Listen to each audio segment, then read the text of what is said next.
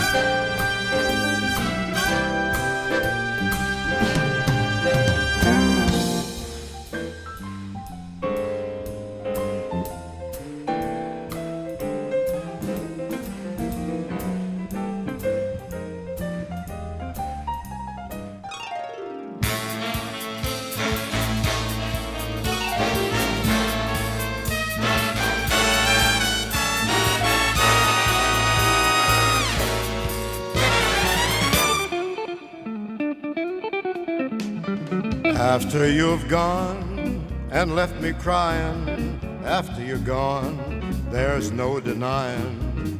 You'll feel blue, you're gonna be sad. You'll miss the dearest pal that you ever had. There'll come a time, don't you forget it. Yeah, there'll come a time when you're gonna regret it. Someday when you get lonely, your heart will break like mine, and you'll want me only after you're gone, after you've gone away.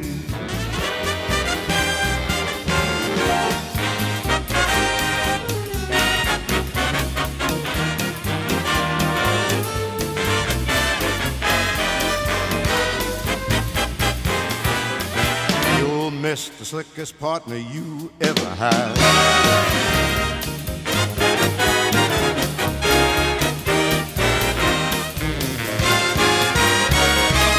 Someday, when you get lonely, your heart will break like mine, and you'll want me only after you've split, after you've flown the coop.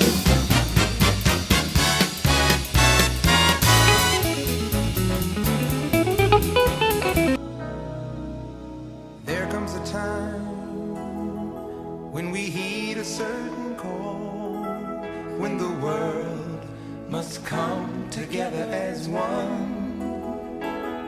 There are people dying, oh, it's time to lend a hand to life, the greatest gift of all.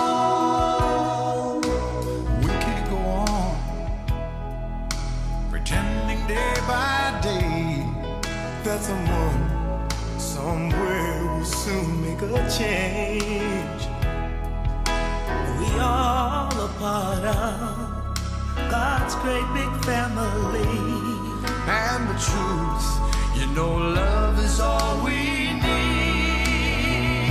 We are the world, we are the children, we are the ones who make a brighter day. So let's start giving. There's a choice we're making. We're saving our own lives. It's true, we make a better day, just you and me.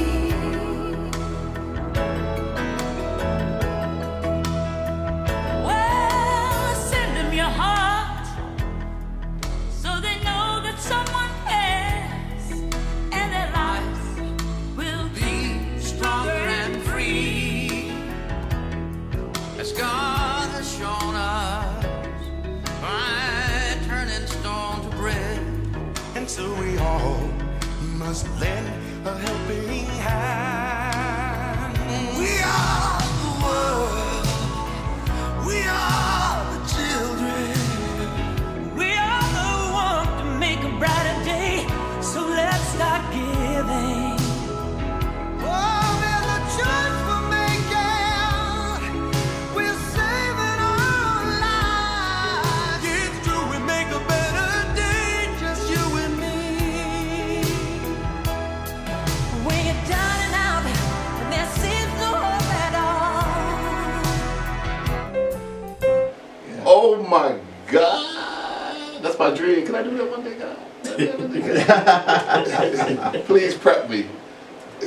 So, Quincy Jones from Chicago, amazing guy. What do y'all think? Like I said, I grew up not in his era, guys. I don't want y'all to think I'm that old.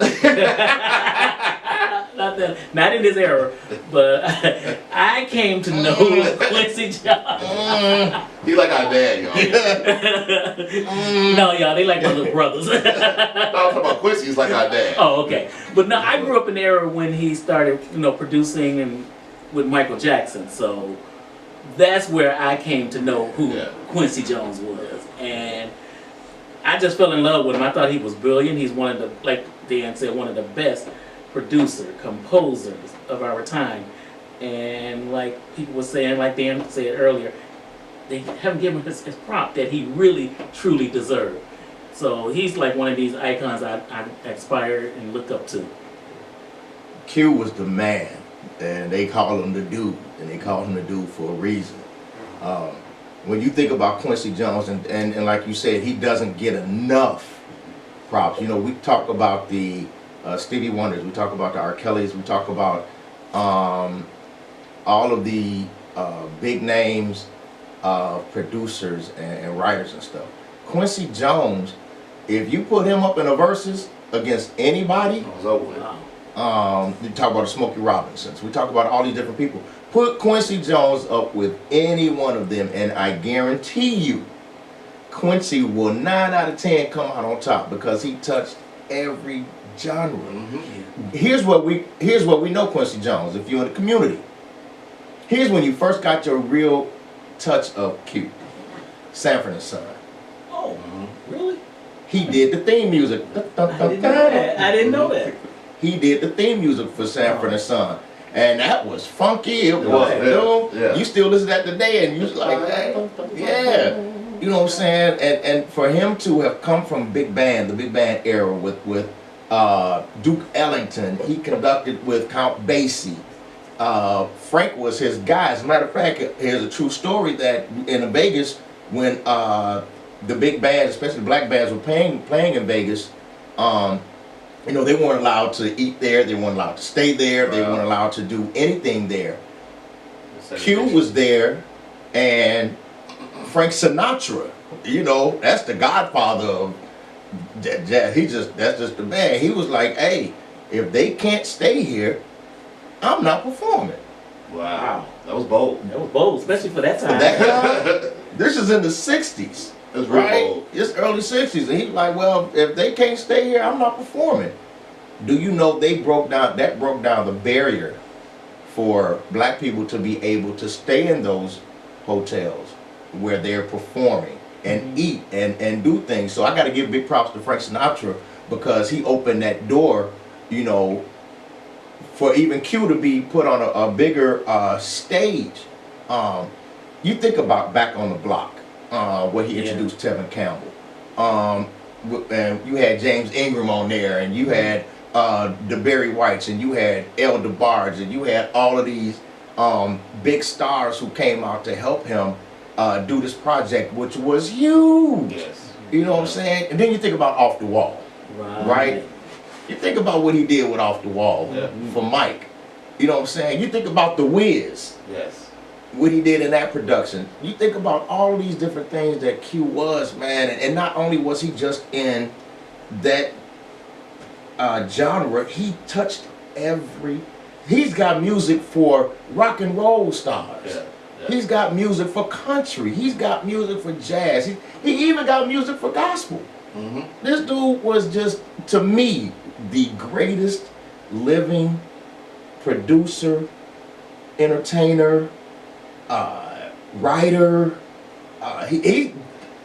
Just like they say, he's just that dude, man. I think he's the GOAT. Yeah. Man, come on. Let's talk about Thriller. Oh, Come on, yeah. Come on, man. You know, the most, he humble. He had Michael Jackson so humble. If you all look at the making of the Thriller, if you haven't, I know Thriller has the theme of whatever, ghosts, goblins, and zombies and all that stuff. Get past that part. Get past that part for those that's deep. Look, the music, if you look at the production of Thriller with Quincy Jones and Michael Jackson, to see their relationship, and then watch them in the studio, and watch Quincy like treat Mike a couple of times, like, nope, don't like that. Yeah, right? yeah. And he Mike oh, I'm sorry, Q, because Q was the man. And like you said, you talk about the Wiz, and then he produced that, and I love the Wiz to this day. I drive my wife crazy, but I still look at that every now and then. She'd be like, the Wiz again? I just love that soundtrack. It's amazing. That soundtrack is Man. It's amazing.